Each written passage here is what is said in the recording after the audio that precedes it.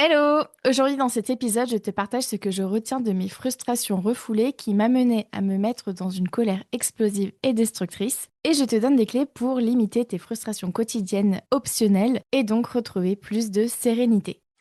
Bienvenue dans Ce que je retiens. Si toi aussi tu en as marre des il faut et des je dois, si tu en as marre d'avoir peur d'être jugé et critiqué pour tes choix de vie et que tu souhaiterais être plus sereine au quotidien, tu es au bon endroit. Je m'appelle Camille Lebeau, je suis coach de vie certifiée et je m'appuie sur les neurosciences, l'autocompassion et la communication non violente. C'est parti! Vois-tu, j'ai passé une bonne partie de ma vie à être en colère très régulièrement et soit à la cacher, soit à exploser, ce qui était le cas le plus fréquent.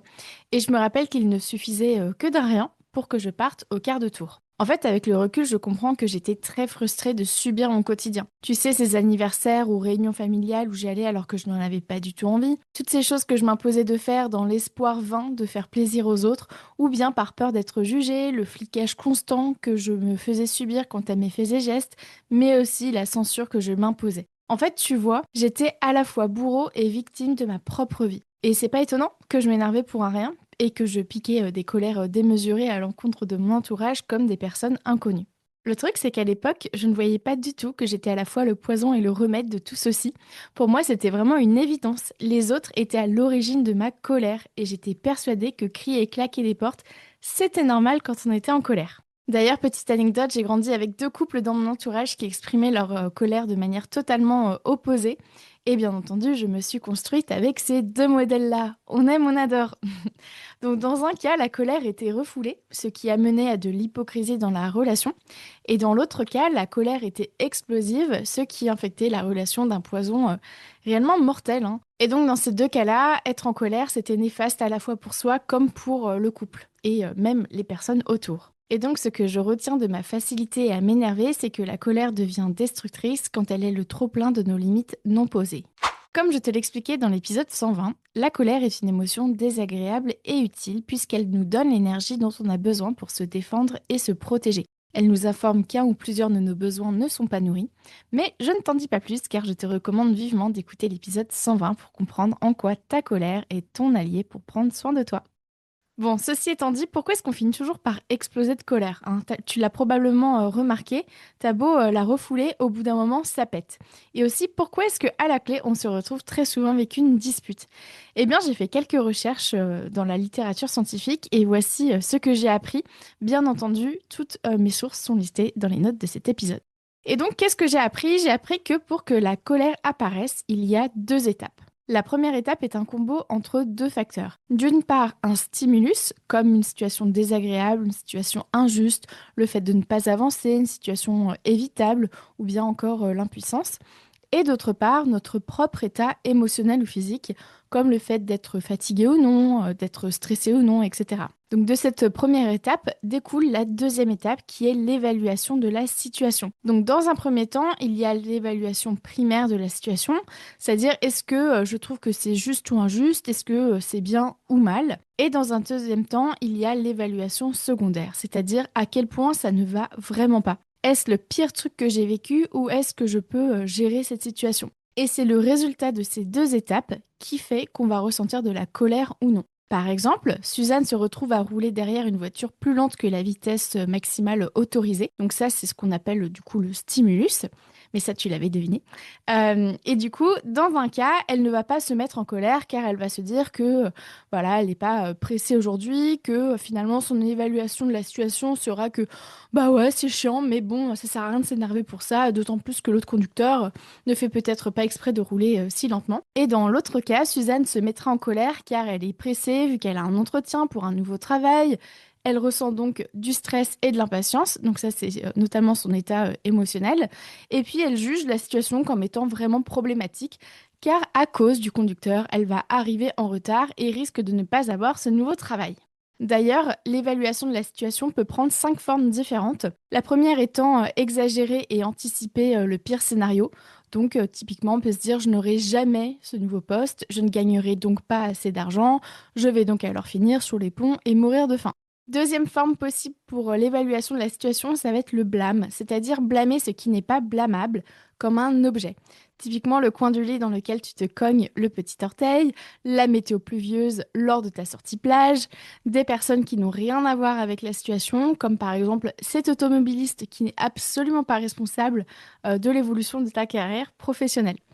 Ensuite, la troisième forme que peut prendre l'évaluation de la situation, c'est le fait de faire des généralités. Toujours, jamais, personne, tout le monde, ça m'arrive tout le temps, on ne m'écoute jamais. Quatrième forme que peut prendre l'évaluation de la situation, c'est le fait d'être égoïste et donc de faire passer ses besoins avant ceux des autres. Par exemple, je m'en fiche que cette personne prenne tout son temps pour rouler, moi j'ai un entretien. Et puis la cinquième et dernière forme que peut prendre l'évaluation de la situation, c'est le fait de mettre des étiquettes sur des gens. Autrement dit, de les appeler abrutis, idiots et autres noms d'oiseaux que je censure ici. Et donc, la plupart du temps, ces évaluations sont des distorsions cognitives, c'est-à-dire ce sont des schémas de pensée exagérés ou irrationnels. Donc, tu l'auras compris, la majorité du temps, nos évaluations de la situation sont irrationnelles. Cependant, il existe certaines situations dans lesquelles notre évaluation est rationnelle, car il y a réellement de l'injustice, ou des personnes mal intentionnées, ou des personnes maltraitantes, par exemple. Bien sûr que dans ce genre de situation, c'est OK de ressentir de la colère, mais c'est aussi et surtout nécessaire. Là, je vais faire juste une parenthèse à propos des traumatismes. Comme tu le sais peut-être, j'ai étudié comment les traumatismes se créent, que ce soit chez l'enfant comme chez l'adulte, ainsi que les conséquences que ça a sur le court, moyen et long terme chez l'individu. Il se peut que la raison qu'un adulte se mette régulièrement en colère, ce soit son système nerveux qui se sent trigger et qui perçoit un danger ou une menace. C'est en fait le PTSD ou syndrome de stress post-traumatique en français, qui réagit par la colère de manière automatique. Notre système nerveux voit des schémas similaires à une ou plusieurs situations qui se sont déroulées dans le passé et dans lesquelles on a été en danger.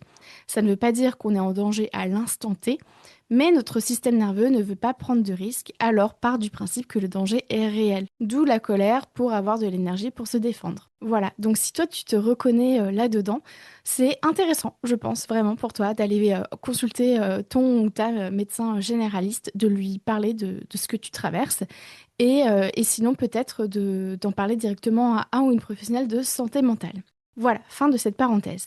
Si je résume, on se trompe sur l'évaluation de départ, c'est-à-dire qu'on confond ce qu'il s'est réellement passé, donc le fait, et on confond ça avec notre interprétation.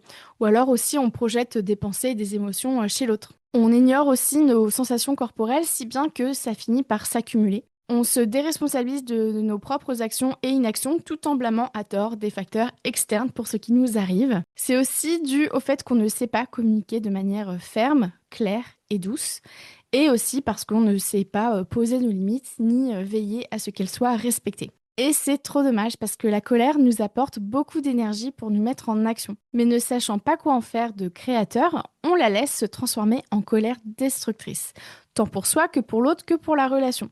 Et ça s'explique par notre système parasympathique qui a comme mode par défaut le fait d'utiliser la violence quand on ressent de la colère. Sauf que ça, c'était utile aux origines de l'espèce humaine, mais dans la majorité des cas aujourd'hui, ce n'est plus une réponse adaptée. Pour trouver quelle réponse est la plus adaptée dans une situation dans laquelle tu ressens de la colère, il est nécessaire d'identifier tes besoins, car c'est comme ça que tu sauras quelle stratégie utiliser. Mais ceci est bien sympa, mais pas miraculeux, si on ne sait pas communiquer de manière non violente. Pourquoi? Eh bien parce que c'est souvent ça qui nous manque dans une conversation. C'est le fait de s'affirmer avec fermeté et douceur et de manière non violente, afin de prendre soin de soi et donc de garder le lien avec l'autre. Et donc si toi aussi tu souhaites limiter ces frustrations quotidiennes optionnelles et donc retrouver plus de sérénité, voici ce que je te propose. Tout d'abord, appuie-toi sur ma méthodologie clarté, connexion et confiance. Et donc la première étape, c'est la clarté. Lorsque tu ressens de la frustration, tu sais, cette petite pointe qui monte et qui fait «Ah !» Eh bien, identifie l'origine de ta frustration, c'est-à-dire le stimulus. Est-ce ton ego qui veut prouver quelque chose? Est-ce un souci d'organisation? Est-ce ce qui a été dit ou bien pas dit? Est-ce ce qui a été fait ou pas fait? Est-ce une mauvaise interprétation de ce qu'il s'est réellement passé? Ensuite, identifie l'intensité de ta frustration entre 0 et 10. 10 étant extrêmement frustré. Ensuite, interroge ton état émotionnel et physique. Comment est ton niveau d'énergie? Sur 10, quel est ton niveau de fatigue mentale, fatigue physique, fatigue émotionnelle? Quelles sont tes préoccupations? Quelles émotions ressens-tu en parallèle? Ensuite, la deuxième étape, c'est la connexion. Concentre-toi sur les faits. Que s'est-il factuellement passé? As-tu la certitude que l'autre a intentionnellement mal agi? As-tu la certitude que l'autre est 100% responsable de la situation? As-tu la certitude que l'autre a voulu te nuire? Ensuite, demande-toi en quoi ton ego a pris une place disproportionnée par rapport à la situation. Et demande-toi aussi quelle est ta part de responsabilité dans la situation. Remets aussi en question ta façon de communiquer, c'est-à-dire t'es-tu exprimé avec clarté? As-tu vérifié que l'autre comprenait ce que tu lui disais? Lui as-tu explicitement communiqué tes attentes? En quoi son comportement dit tout d'elle et absolument rien de toi? Ensuite, demande-toi si cette situation mérite que tu te mettes en colère ou bien que tu dépenses ton énergie là-dedans. Très souvent, on se rend compte que c'est pas la peine. C'est pour ça que c'est important de se poser cette question. Ensuite, recentre-toi sur l'essentiel. Au final, qu'est-ce qui compte le plus pour toi en cet instant? Est-ce que c'est que tu aies raison et que l'autre le sache et tant pis pour la qualité de la relation? Ou alors, est-ce que ce qui compte le plus pour toi, c'est que ce soit fait exactement comme tu veux ou bien juste que ce soit fait, etc., etc., etc. Ensuite, demande-toi comment as-tu envie de réagir? Autrement dit, dans un monde idéal, comment aimerais-tu réagir? Quel comportement souhaiterais-tu adopter? Quelles limites as-tu besoin de poser? Et comment peux-tu les communiquer avec fermeté et douceur? J'ai fait plusieurs épisodes de podcast sur comment communiquer de manière non violente, comment poser ses limites. Comme d'hab, tu verras tous les épisodes listés dans les notes de cet épisode. Et puis la troisième étape, c'est la confiance. Rappelle-toi que ressentir de la frustration, ça fait partie de l'expérience humaine. Prends conscience de l'inconfort que c'est, car c'est comme ça que la frustration partira plus rapidement. Ensuite, demande-toi quelle stratégie tu peux utiliser là pour t'apaiser en ce moment, pour te détendre, pour te recentrer sur ce qui compte vraiment pour toi. Enfin, sois patiente avec toi-même. Si tu as eu l'habitude d'exagérer la réalité, de blâmer à tort et à travers, de généraliser, de donner des étiquettes et de ne penser qu'à toi, il est normal que ça te prenne du temps pour faire des changements. Être en colère contre toi-même n'est absolument pas utile dans cette situation car ça va te braquer et te faire te sentir nul. À la place, sois là pour toi. Apporte-toi du réconfort, du soutien, de la douceur et peut-être même de l'amour. On est plus motivé quand on se sent soutenu. On va plus loin quand on se prend par la main que quand on se met des coups de pied au cul. Les coups de pied au cul, ça fait mal. Donc voilà. Et si tu ne sais pas comment le faire, finalement, comment t'apporter de la douceur, de la bienveillance, eh bien, demande-toi ce que tu dirais à une personne que tu aimes et qui traverse la même chose que toi en ce moment. Ce que tu lui dirais, c'est exactement ce que toi, tu peux te dire à toi-même. Ceci étant dit, si malgré tout la frustration t'amène de la colère et ce qui débouche sur une dispute, on fait quoi? Eh bien, j'ai créé pour toi un guide spécifiquement pour ces moments-là. Tu peux le télécharger, il s'appelle Arrêter une dispute pour aller vers l'avant. Et grâce à ce guide, tu auras la méthodologie exacte à suivre pendant le conflit ou bien juste après le conflit. Et finalement, le lien est dans les notes de cet épisode. Je te rappelle que mon guide est gratuit. Il est gratuit, il est là pour toi, pour t'aider à te sentir mieux dans ta vie. Et donc, en sachant comment désamorcer un conflit, ça t'aide, toi, à te sentir plus confiante dans tes relations et aussi à avoir une meilleure qualité de vie et une meilleure relation à toi. Voilà pour le guide. Et donc, pour conclure, je t'invite également à écouter les épisodes complémentaires suivants. Donc, l'épisode 61, c'est la place de l'ego dans une dispute. Donc, si tu veux comprendre exactement en quoi ton ego vient faire chier au milieu des disputes, c'est le meilleur épisode pour ça. Et aussi comment faire pour apaiser ton ego, justement, pour voilà, le calmer, afin de reprendre le contact avec l'autre personne. Ensuite, l'épisode 70, c'est sur les 4 mythes qui détériorent tes relations sociales. Le 74, c'est sur les limites. Le 76, sur les besoins. Le 78, sur les émotions. Le 79, sur les attentes. Ensuite, on a l'épisode 113, dans lequel tu apprends à distinguer un fait d'une interprétation. Le 114, c'est sur les 2 types de culpabilité. Le 120, c'est sur le fait de t'autoriser à être en colère et comment faire de ta colère ton allié pour te protéger et t'affirmer. Vraiment, l'épisode du jour et le 120 sont des épisodes sœurs, frères et sœurs. Enfin voilà, c'est la partie 1 et la partie 2. Donc je t'invite très chaleureusement à l'écouter si tu ne l'as pas encore écouté. Et puis le dernier épisode que je te recommande d'écouter, c'est le 122 sur comment trouver ta place dans une conversation. Et voilà pour aujourd'hui. Et toi, que retiens-tu de cet épisode?